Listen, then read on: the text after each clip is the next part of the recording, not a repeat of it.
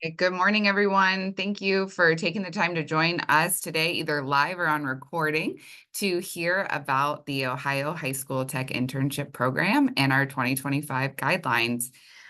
So I am Christy Bertolo, one of the co-founders here at Bridge Ed, who is helping to run this program on behalf of the Central Ohio region. And I'm Chris Fack, the other co-founder of Bridge Ed. Hi, my name is John Hambrick, Work-Based Learning Coordinator with the Educational Service Center of Central Ohio, and welcome to year 5 of the High School Tech Internship Program.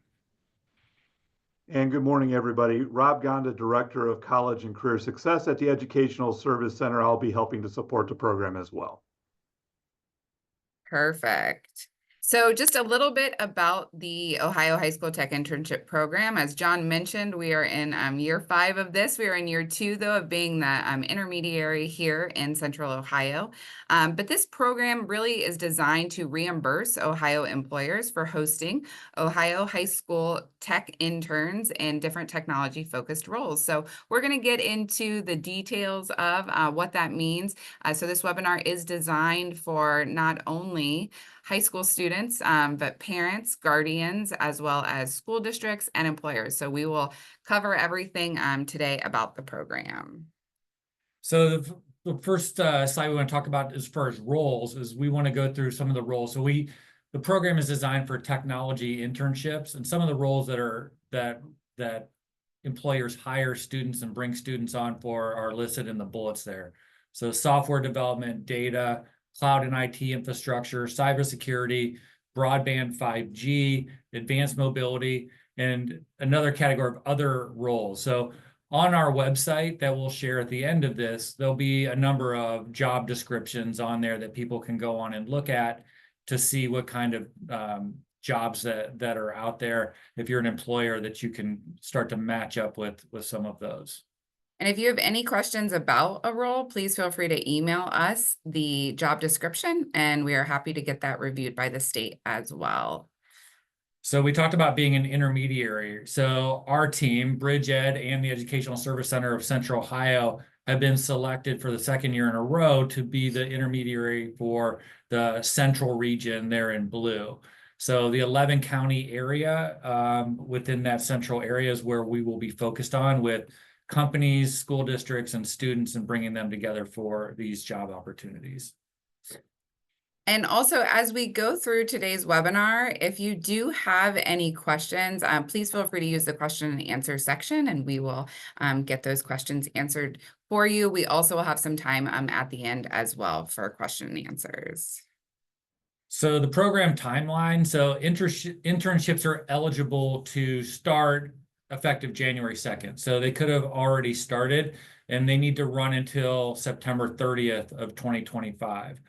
Everything must be finalized, though, by June 13th if you're bringing a student on. So we do have a large percentage of the internships will probably occur over the summer. So all the paperwork and everything has to be completed for those internships before June 13th. And then those internships and employers who work with the regional intermediaries to submit reimbursement before October 11th of 2025. So that's when all the paperwork needs to be back to be submitted to be reimbursed for the student wages, and we'll delve deeper into that on the next one. So who is eligible? About everyone is an eligible employer except for our state government. But private businesses located here in Ohio, nonprofit entities, educational entities, this is a phenomenal opportunity for districts to create opportunities for their own students to take part in IT-focused or technology-focused roles, as well as higher education institutions within Ohio and local and county governments. So this really is an opportunity to enhance for our students throughout Ohio, specifically Central Ohio for us, but for all types of employers. So if you have any questions on eligibility from an employer standpoint, please don't hesitate to reach out. And so from an employer wage reimbursement, for those of you that did participate in last year's program, there are a few changes that are important for everyone to see and understand. So the first is the minimum hour requirement. So students are required to work a minimum of 120 hours to be eligible for wage reimbursement.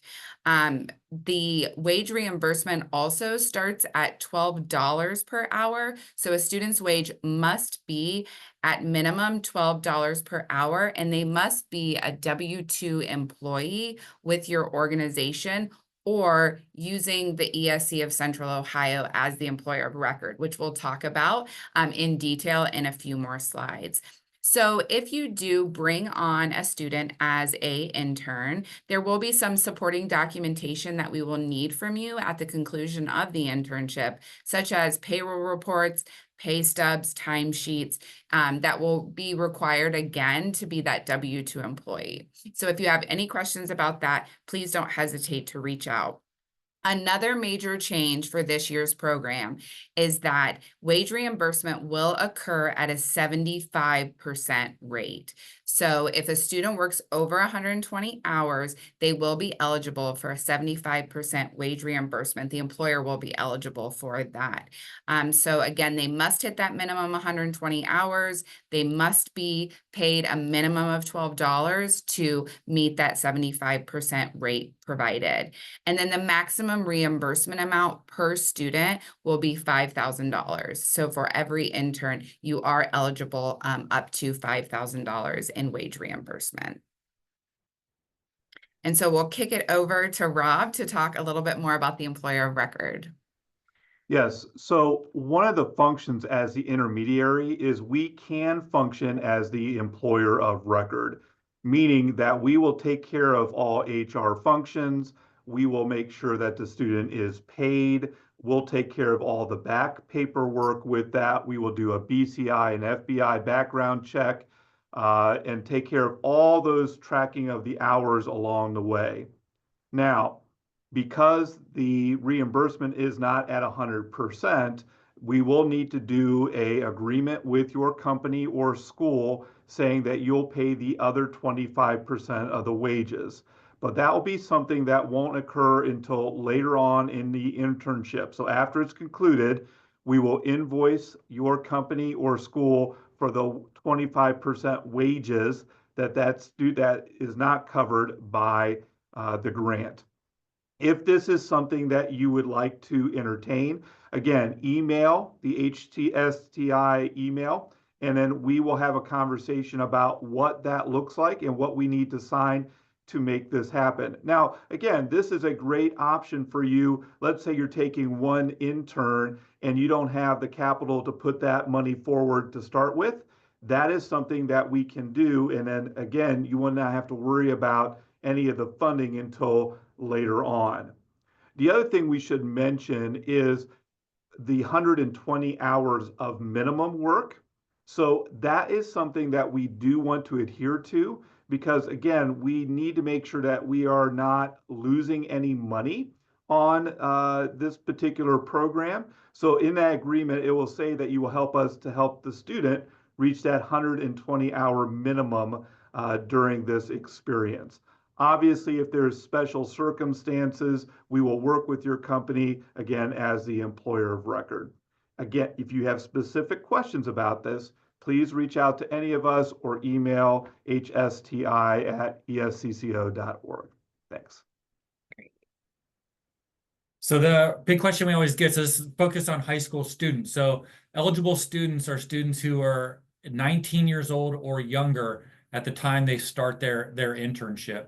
So the maximum age of a student is somebody who's just graduated in May of 2025. So these students are eligible if they've just graduated before they're going on to the workforce or their college journey, whatever is next for them. They can start their internship and work within this program. And so just a few things to know about the program. So as Rob mentioned, if a student drops out of an internship or completes less than that 120 hours, employers are ineligible for reimbursement. So this is very important for students, for parents and guardians to also talk about with their students about what this commitment looks like, because it is a 120-hour minimum commitment. All internships must start before June 14th. So they are eligible to start now, but they must start before June 14th with all information given to us for processing by June 13th of 2025. And then at the conclusion of the internship, all forms from students, from school districts and employers must be completed before October 11th of 2025. We also just want to remind everyone that this is a paid internship. So students will be responsible to adhere to the company's workplace policies. So we also recommend they will go through often interviewing processes. So this is a job, this is an internship, this is a great experience for the students and for the employers. So we want to make sure that we're treating it as such.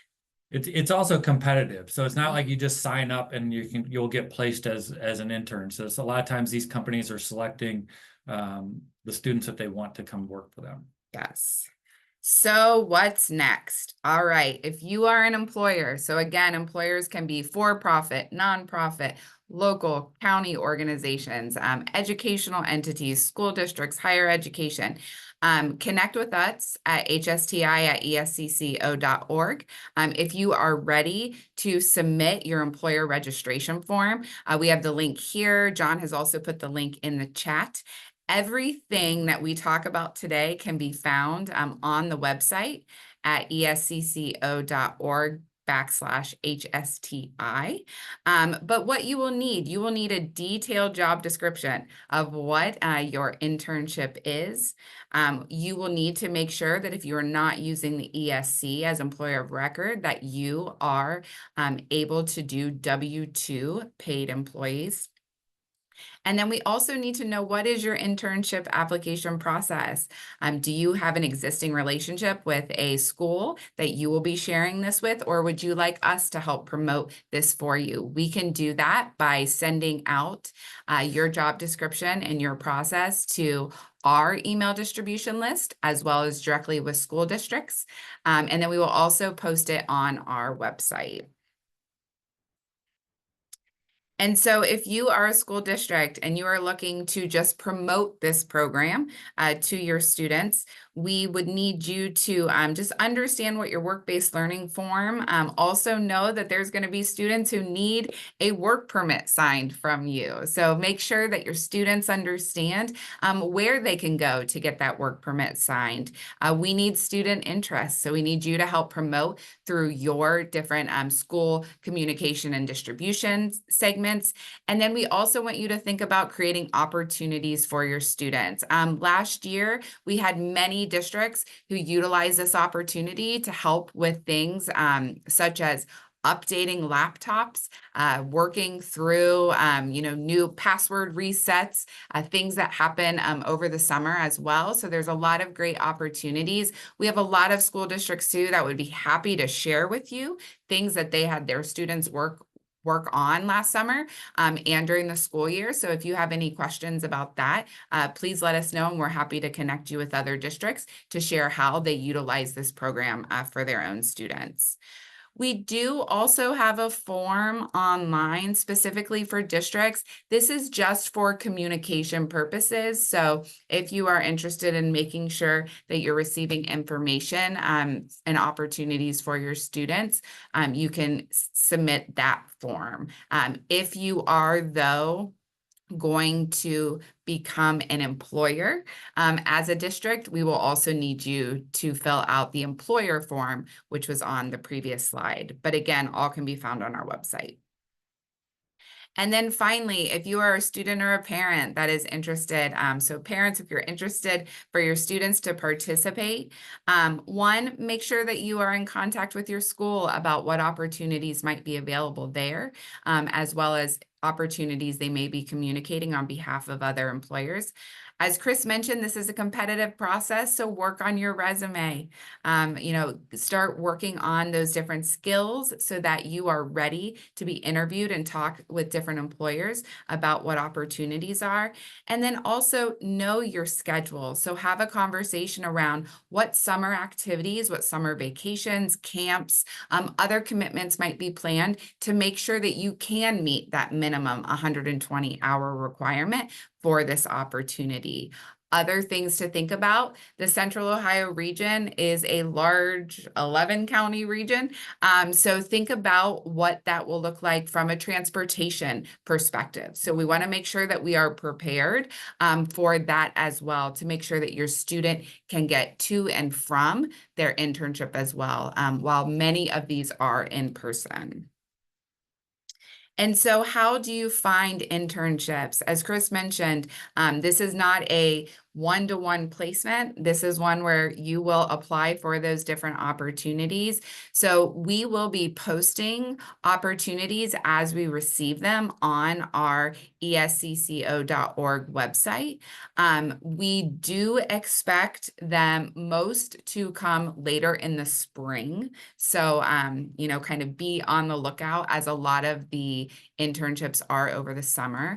We recommend reach out to your school, make sure that you're checking announcements and you're checking the other communication avenues with your school. And then finally, sign up for email updates. So as we receive different opportunities, we will be sending those to our email distribution list. So there's a link here. It's also in the chat, but then all this information can be found on our website with links as well. And here's a QR code if you would like to sign up for that email list that we just mentioned.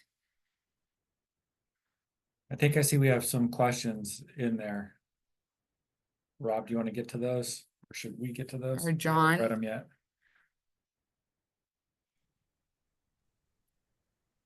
Yes, I've been answering. We had one question. Is it $5,000 per student? But what if there's multiple projects? Could that 5,000 be allocated per project? And really, the maximum reimbursement is $5,000 per student for the program year. So regardless of projects or different departments that student could work in, they've got a bucket of money that's reimbursable up to $5,000, period. So, yes.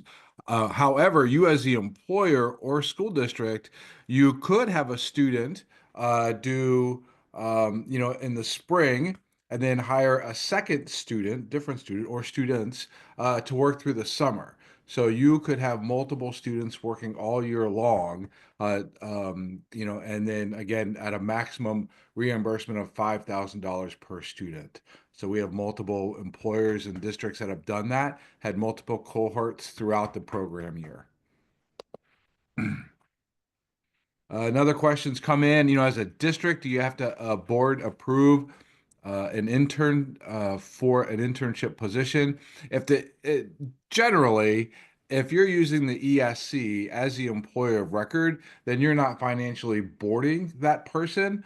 So you may not need that to officially board an employee because they're really our employee.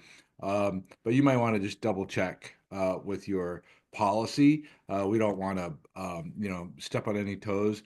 We want to respect the board approving process, both at a high school or district level. So I would consult internally for that. Got another good question here. How do we help inform surrounding businesses for more opportunities? We're doing just that. Encourage folks to come to our website, come to the landing page for the escco.org/HSTI. And then, we'll have a recording of this on that landing page. Feel free to spread the word there. We'll have also some social media, LinkedIn, Facebook, Instagram. We'll be advertising this program through between now and June.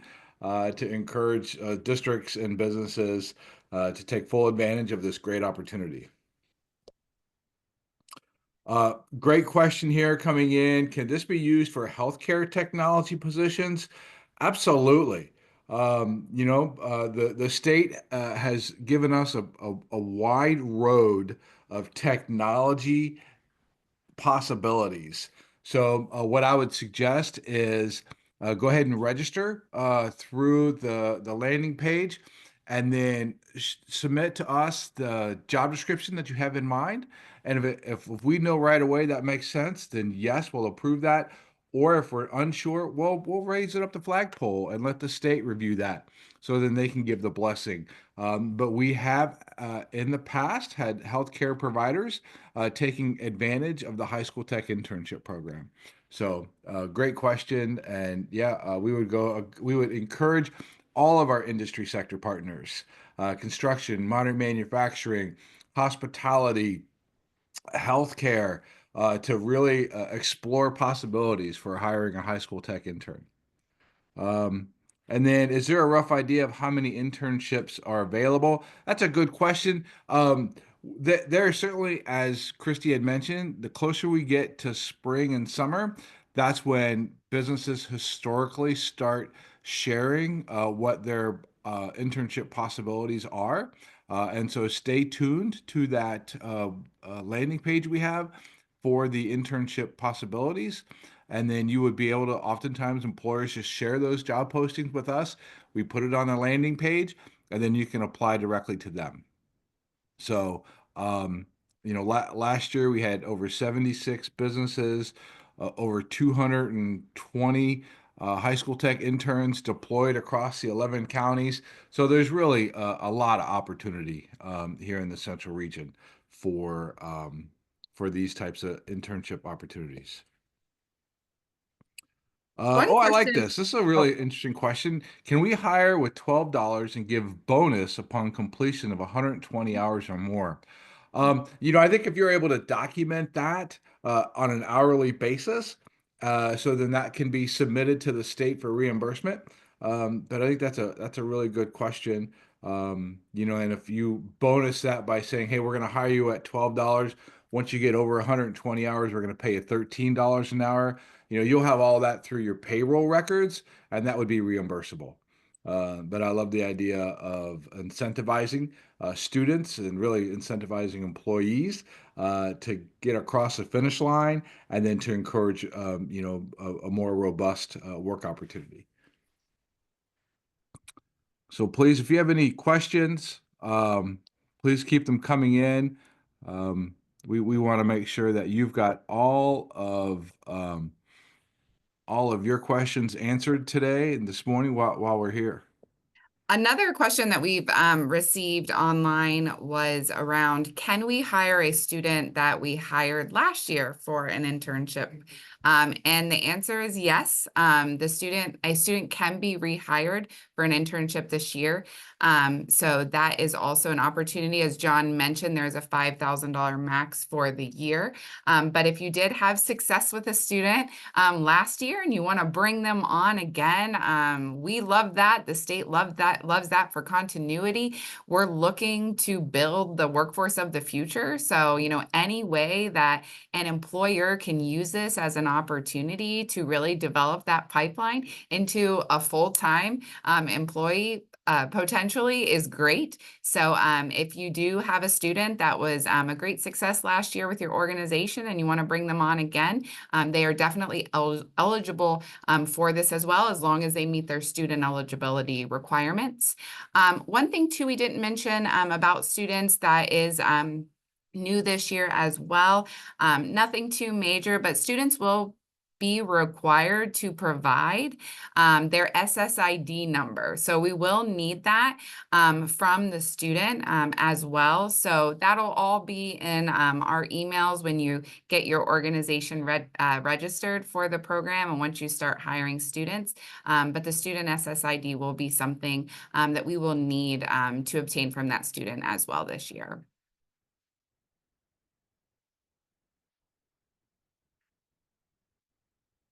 Any other questions in the chat, John? Do you Yeah, see? we've got a great question coming in.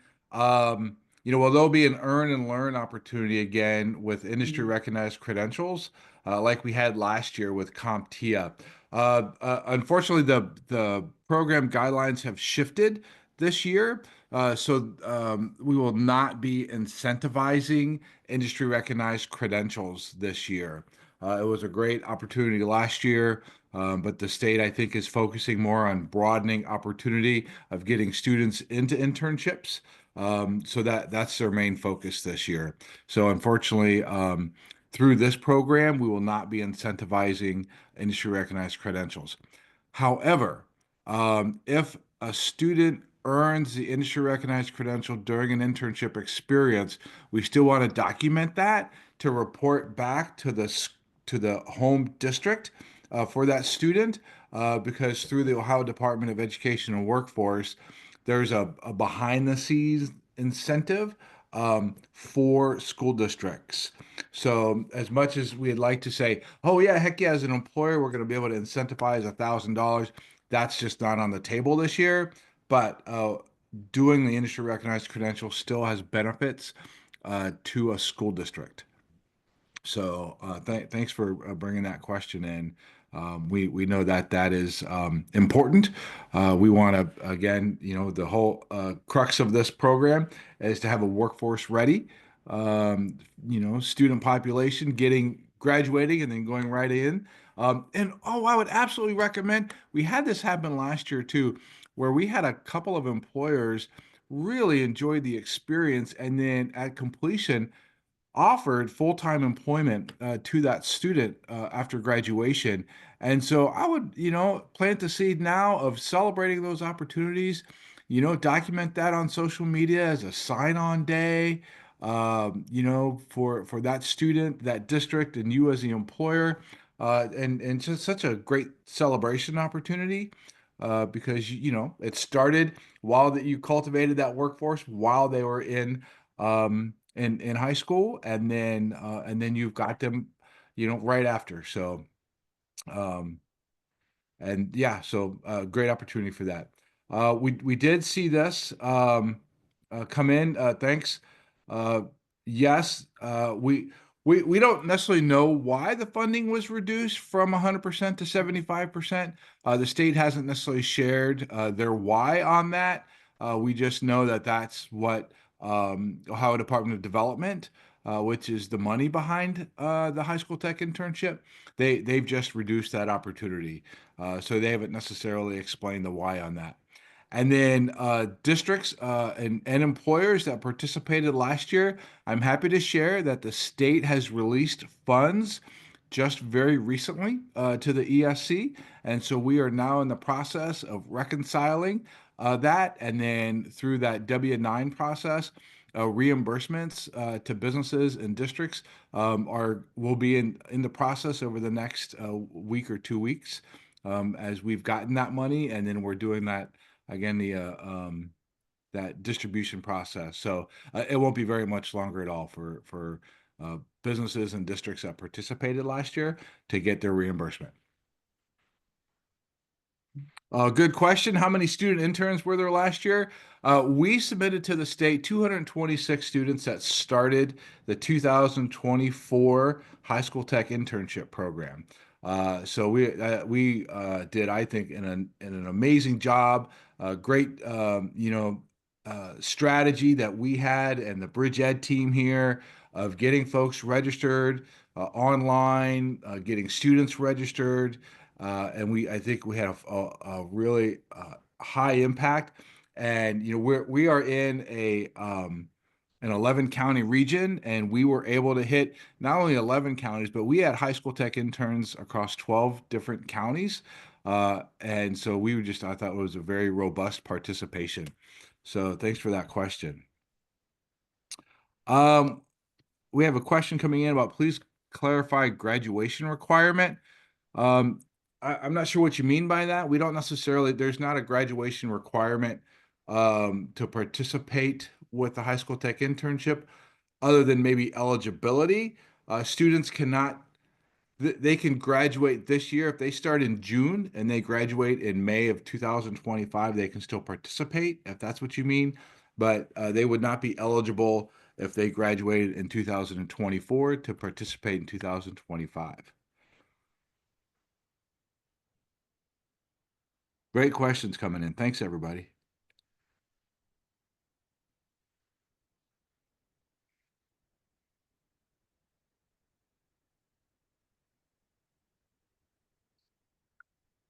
All right. Well, if you have any more questions that we did not answer today, again, please send us an email at HSTI at escco.org. Again, all of the information is in the chat and it can be found on the escco.org/HSTI website. So we have all of this information and can answer any question that you have. And then we'll also be having a webinar this afternoon at 3 p.m. So you are welcome to join or share this link with any of your colleagues or friends that may be interested in learning about the program as well. We'll also have this recording on our website that you can also share and review as needed. So we look forward to 2025 being a great year. We look forward to growing this program with you, and we will talk to you soon.